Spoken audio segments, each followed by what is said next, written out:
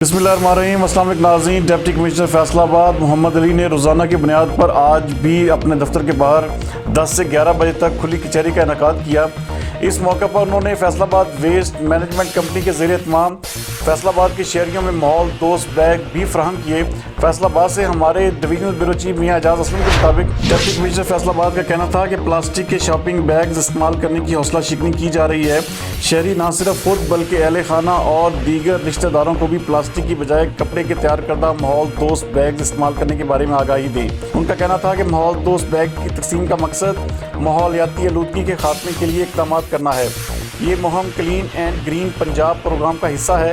इस मौके पर CEO Faisalabad waste management company Kashif Raza Awan का कहना था कि माहौल दोस्त बैग्स के इस्तेमाल से कूड़ा करकट की पैदावार में कमी होगी और ये मुहिम मुस्तकिल बुनियादों पर जारी रहेगी।